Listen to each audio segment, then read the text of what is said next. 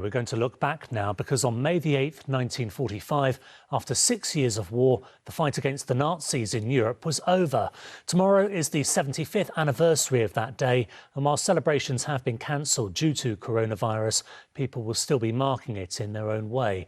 Amy Lewis went to meet a 92-year-old former RAF switchboard operator to hear how she remembers that historic moment.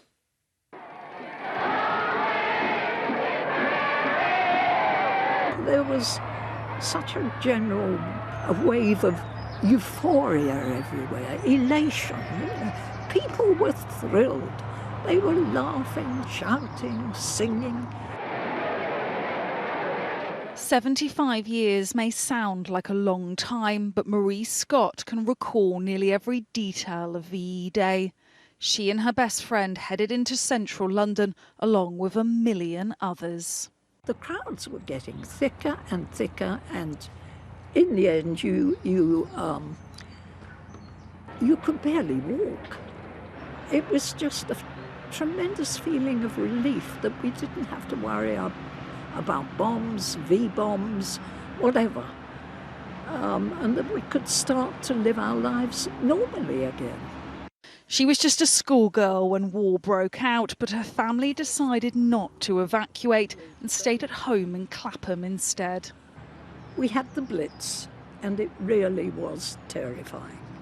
The sky remained red well into the morning, and I can remember cowering under the stairs with my family.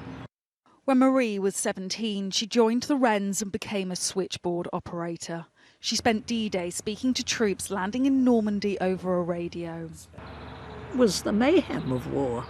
Bombs, machine guns, men shouting, and no doubt men dying. You know, I was still only 17. On that day, I probably grew up. Marie spent the final year of the war working and sleeping in an underground tunnel away from her family and friends. The 93-year-old says that felt similar to her situation today. We can't see this enemy, and it's a bit like when the bombs were falling. We could hear it, but we couldn't see them. I think on the whole,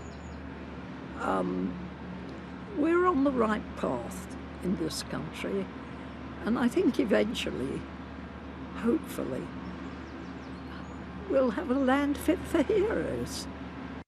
75 years may have passed, but Marie is just as optimistic about Britain's future now as she was back then. Amy Lewis, ITV News.